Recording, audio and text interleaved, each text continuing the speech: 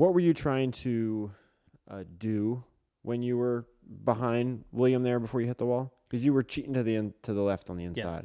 So he actually got he missed the paint in turns 11, and I hit it very well, and I'm like getting a big run on him, and I'm thinking, oh my gosh, I've been riding on his ass for 15 laps. Like, I got to get around him because, I got passed by Larson because I just got held up by Byron. That's another thing, like, I've got to get better at is these road course passing, right? Is optimizing and being an efficient passer on these types of races. It's one thing to go out there and run by yourself and run a fast lap time. A lot of people can do that. But just doing it in a race condition is what the challenge is. So I'm pushing to get around Byron. I get a run on him, and I start to shade left because what I'm about to do, because I do have a run, is that as soon as we get past that little bend in the wall, I'm shooting to the left to then put him on the outside going up the hill. Up the hill. And so I just misjudged it. Like, it was such a small hit. I thought I had something break when I hit the wall because it just shot me dead right and hit the fence. But, like, my God, that was just terrible on my part. Awful driving. I hate it for my team because we were about to leave with a very good weekend. And you say, well, we were battling for 9th there or something like that. We had like 6th place right there in front of us. I felt like we could easily got to 6th or 7th, somewhere in there, but just made a mistake, and I hate it because this is between Charlotte finishing last and here finishing last. Like, we're every time we get close to, like, hey, we could leave here with the points lead or very close to it, it's like we finish last. It's just so frustrating. But at least we left there with one more bonus point. Yeah, is that a consolation prize? Like, as a driver, if you had a win in your pocket and you were locked into the playoffs, going to a racetrack, if you knew that you could leave with a playoff point or leave with 10 points, well, would you rather have the playoff point? Like I said, that one playoff point is the same as moving up one spot in the regular season. So the difference between if you finish 5th or 4th in the points, that one, you get one more bonus point. So it's like automatically moving up one spot in the regular season. So it does matter. It's the only solace I left there with. I mean, it was just kind of me and you on the plane, right? And we were like, well, that was a waste of a trip. I'm like, well, and then I said, well, we left with a bonus point, which is good. So we didn't leave with nothing, but I had a bad evening. It kept getting worse. I kept losing you in chess, which was just terrible. It was a long flight. It was a long night. It was the gears weren't spinning as fast in your head. I know, right? Like, I was just like, what am I thinking? Like, a couple times I had you dead to rights on the chessboard and just total. It was just total lack of awareness. It's like, wow, this is my race weekend summed up here in one chess match. But, I hate it. Like, gosh, man, I'm so close to being where I want to be as a driver, and then I make a mistake like this weekend. It's just totally unacceptable. I just got to get so much better. Well, being where you want to be, we'll get to Truex and his win here in a second, but the top 7 in points are separated by a total of 33 points. Being where you want to be, you're 8th and another 20 behind that. The reason it is because no one's dominating. People are doing things that I'm doing. Like, they're having a good week and then they go finish 25th, and then a good week and they go finish 27th. Like, there's just been no consistency at the top of, like, consistent drivers putting 5-6 weeks together. But that's good, right? No, it's great for competition. I still feel like I'm in it. I still feel like, with like 70 positions worth of finishing over 2 weeks, like, I still feel like I'm in contention to get a very good regular season playoff standing, which is bonus points. So I love it that it's inconsistent. Yeah. Truex.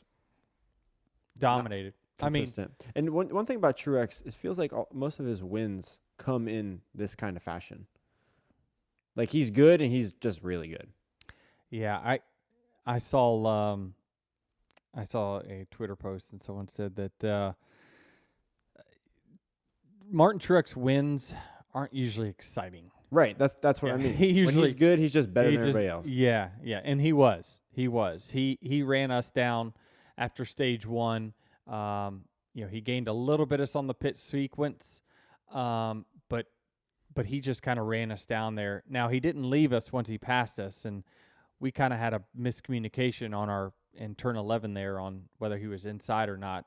But we gave up the lead nonetheless, and then just kind of sat there behind him for a while. But he was good. I mean, he really was good. This is one of Martin's best racetracks, and anytime he shows up somewhere and he's good in practice, you can bank he's going to be good in the race. He's just, that team and him are exceptional at this racetrack, and he's, even if his car's not perfect, he'll find a way to be in contention because he's so good there. What did the Toyotas find from last year to this year? Because all the Toyotas were good, at least in qualifying. Yeah, I mean, I think, we talked about it a lot, but really our car was at such a deficit because our bodies were essentially built around a bigger spoiler. And when NASCAR cut the spoiler down before the first season of Next Gen, it really changed the aerodynamic properties or characteristics of what we designed our car around. So we just had a body that was not very good, and while it paid some dividends on the bigger tracks, it was awful on the smaller tracks. And so we just got that, everyone resubmitted a new front end for this year. All the manufacturers did. And we just felt like we submitted something that was a little bit better overall for us. But it had to be in a box. So just so you know, NASCAR, you can't just design whatever you want and have a huge advantage over the field. NASCAR says, okay. Yeah, we're learning that. Yeah. You have a box that it has to fit in with drag, which is essentially how fast it goes down the straightaway, and then downforce is basically how fast it goes in the corner. So NASCAR has a little box that says, okay, Ford, Chevy, and Toyota, you can't be any higher than this on drag, or you can't be lower than this on drag, you can't be higher than this in downforce, and all three manufacturers are within that little square. Where was Truex going into this race? Obviously, he's good at Sonoma because this is his fourth win there. But you had said that Tyler was the guy setting our benchmark for Toyota. Where was Martin in that mix? Yeah, I mean, I thought Tyler would have a better week for sure. I mean, I'm sitting here thinking on the first lap, I'm like, oh, God, I just hope I can get out in front of him and at least set my own pace. Mm-hmm. But I never saw him all day. I was looking on the pylon kind of as you're going off the turn 11 there and into turn 1. The pylon's right in front of you, so I'm kind of checking to see, who's running second, third, fourth, and just, I don't know. I haven't dissected his day. I haven't, got the team meeting here shortly, but, he wasn't that strong. He wasn't that strong in practice either. It's not like Coda where, if you look at the times, it was like, man, he's the guy to beat, no question. And then he qualified on the front row. You're like, he's going to be tough. But, I'm not really sure what it was or where his day got derailed. Again, when I was in the care center, I saw they put Tyler Reddick's car on the TV, and it says track limits. He has a track limit penalty, and I'm like, where in the hell could he have track limit? What? I mean, did it go through the dirt and cut a corner or what? I didn't realize he cut a whole lap off. He just like, no, I didn't do that corner well. Let me do that again. And he went back into the pits when he had a flat tire. But certainly not the day they were hoping for sure. But you ask, where is Truex? Truex has always been one of the best road course racers that we've got at JGR. Him and Kyle have held the flagship for a while. Then you saw a transition where Bell started to really be good. I've never been the flagship road course racer at our team. I've always just kind of been the second best or third best at the time. But yeah, I think that he's exceptional at road courses. This one in particular, the high wear road courses is the one where Martin's skill set really shines through. Yeah, well, he's got 4 wine bottles at Sonoma now, so that's awesome. Do you drink those? That come from the track? Yeah. How do I know, Jared? I've never won there. Would you drink? I was looking at the Oh, pictures yeah. of his. Yeah, I would drink. I guess they fill up a huge wine glass and like you just take a huge chug of it. Right. But then as part of the trophy, or at least the old trophy, you had a wine bottle. No, you don't drink that. Yeah, that's what I'm wondering. No? No. Just drink it and put it back? An empty bottle? Yeah. No. Do you drink it like when your cure is over or something? To open it up then? Like you got to drink it at some point, right? No, it's part of the trophy. There's no liquid in it? No, there has to be. No, there is. Yeah. But listen, I won the Gillette Pro Glide 500. You ever shave with that thing in there? I won the Gillette Pro Glide 500 at Pocono in 2016, and I got a razor that's 2 foot tall by about a foot wide. The blades are massive. You think, do I shave with that? It would make it easy. One swipe and you're done. It would decapitate me.